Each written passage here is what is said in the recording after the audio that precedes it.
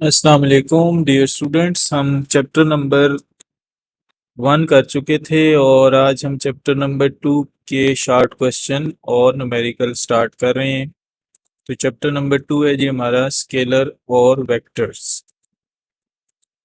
तो सबसे पहले तो फिजिकल क्वांटिटीज क्या होती हैं इसको हम समझ लेते हैं। ऐसी क्वांटिटीज जिनको आप मेजर कर सकते हैं, जिनकी आप पैमाइश कर सकते हैं, उनको हम फिजिकल क्वांटिटीज बोलते हैं। मिसाल के तौर पर लेंथ की पैमाइश कर सकते हैं तो ये भी फिजिकल क्वांटिटी है। इसी तरह हम मैस की पैमाइश कर सकते हैं केजी में, ये भी फिजिकल क्वांटिटी है। इसी तरीके से टेम्परेचर को हम मेजर कर सकते हैं तो टेम्परेचर भी फिजिकल क्वांटिटीज़ हैं। तो ऐसी तमाम क्वांटिटीज़ जिनकी आप मेजरमेंट कर सकते हैं उसे हम फिजिकल क्वांटिटीज़ बोलते हैं। ठीक है जी। तो फिजिकल क्वांटिटीज क्या हैं? Physical quantities are measurable by an instrument और कैन बी डिराइव्ड। जिनको किसी इंस्ट्रूमेंट से मेजर किया जा सके उसे हम फिजिकल क्वांटिटीज बोलते हैं। Consist of numerical values and unit, ये न्यूमेरिकल वैल्यू और यूनिट पर मुश्तमिल होती हैं जी। ये जिस मिसाल के तौर पर ये एक शख्स का मैस है 87.5 kg। अब यहाँ पे 87.5 जो है ना वो न्यूमेरिकल वैल्यू है और केजी जो है वो उसका यूनिट है। तो जो फिजिकल क्वांटिटी होगी, एक तो उसकी न्यूमेरिकल वैल्यू होगी और दूसरा उसका यूनिट होगा। ठीक है। तो ये आपने याद रखना है कि फिजिकल क्वांटिटीज ऐसी क्वांटिटीज हैं जिनको आप मेजर कर सकते हैं और इन क्वांटिटीज की एक न्यूमेरिकल वैल्यू होती है और इनका यूनिट होता है। ठीक है जी। जिस तरह से हाइट है 1.4 मीटर एक बच्चे की, तो ये 1.4 असल में न्यूमेरिकल वैल्यू है और मीटर जो है वो इसका यूनिट है। नेक्स्ट, अब फिजिकल क्वांटिटीज की दो इकसाम है हमारे पास। एक टाइप कहलाती है स्केलर और दूसरी कहलाती है वेक्टर। अब स्केलर क्या है?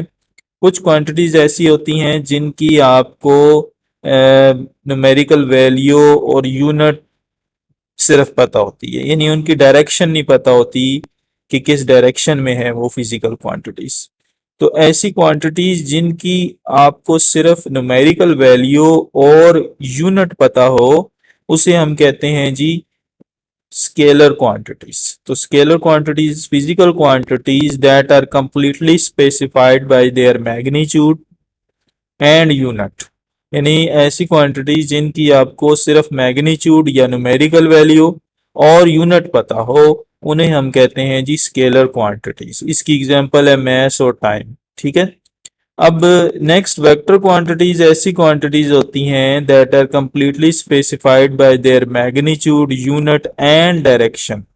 अब ऐसी क्वांटिटीज की ना आपको तीन चीजें पता होती हैं, यानी उनकी न्यूमेरिकल वैल्यू या मैग्नीट्यूड पता होती है, उनका यूनिट पता होता है और उनकी सिमत पता होती है।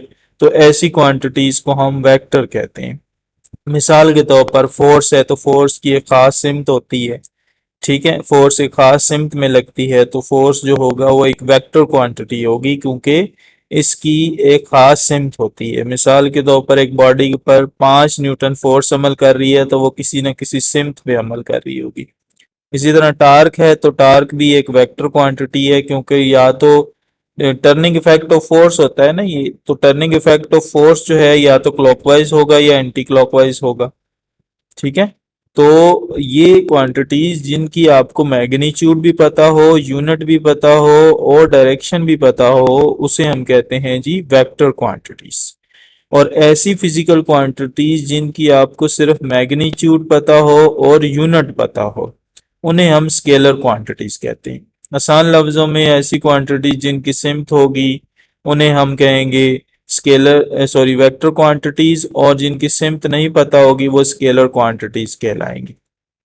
नेक्स्ट हमारे पास है जी टाइप्स ऑफ वेक्टर। वेक्टर की मुख्तलिफ टाइप्स हैं हमारे पास, एक टाइप नहीं है बल्कि बहुत सारी टाइप्स हैं। तो सबसे पहली जो टाइप है वो है यूनिट वेक्टर। तो यूनिट वेक्टर एक ऐसा वेक्टर होता है जिसकी मैग्नीट्यूड 1 होती है।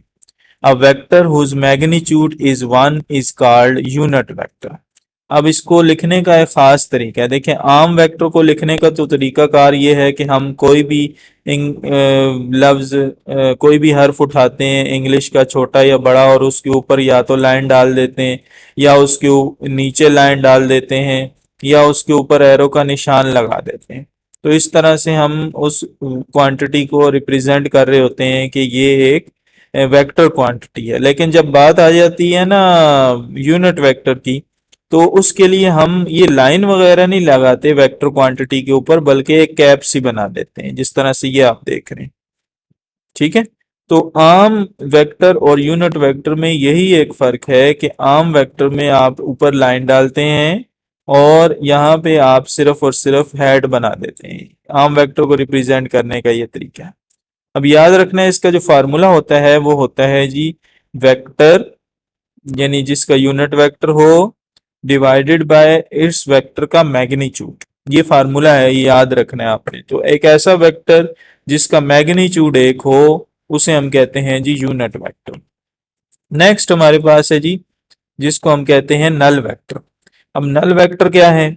नल वेक्टर एक ऐसा वेक्टर होता है जिसकी मैग्नीट्यूड तो सिफर होती है, लेकिन उसकी सिमत कुछ भी हो सकती है। आर्बिट्रेरी डायरेक्शन का मतलब यही है कि कोई भी सिमत ली जा सकती है उसकी। A vector having zero magnitude and arbitrary direction is called null vector। जिसकी मैग्नीट्यूड तो सिफर हो, लेकिन उसकी सिमत कुछ भी हो सकती है। अब जरूरी नहीं है कि अगर एक फिजिकल क्वांटिटी है उसकी मैग्नीट्यूड सिफर है तो वो सिफर हो गई, क्योंकि एक वेक्टर क्वांटिटी है तो मैग्नीट्यूड तो सिफर हो सकती है, लेकिन डायरेक्शन होगी इसकी। ठीक है, मैग्नीट्यूड बेशक सिफर हो, लेकिन डायरेक्शन जरूर होगी, क्योंकि ये एक वेक्टर क्वांटिटी है। और जो नल वेक्टर होता है उसकी डायरेक्शन कुछ भी हो सकती है।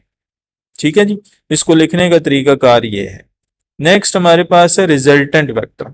रिजल्टेंट रिजल्ट से निकला है, तो एक ऐसा वेक्टर जो आपको उस वक्त मिलता है जब दो या दो से ज्यादा वेक्टर्स को आपस में आप हेड टू टेल रूल के मुताबिक ऐड करते हैं, तो उसके नतीजे में जो आपको वेक्टर मिलता है दैट इज रिजल्टेंट वेक्टर।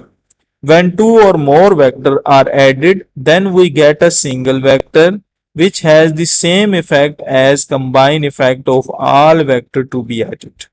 जब दो या दो से ज्यादा वेक्टर्स को आपस में ऐड किया जाए तो आपको एक सिंगल वेक्टर मिलता है, जिसका इफेक्ट जो है वो उन दोनों के टोटल इफेक्ट के बराबर होता है जिन वेक्टर्स को हमने ऐड किया होता है। उस वेक्टर को हम कहते हैं रिजल्टेंट वेक्टर। जिस तरह मिसाल के तौर पर ये एक वेक्टर था वेक्टर 1 और ये दूसरा वेक्टर था वेक्टर 2।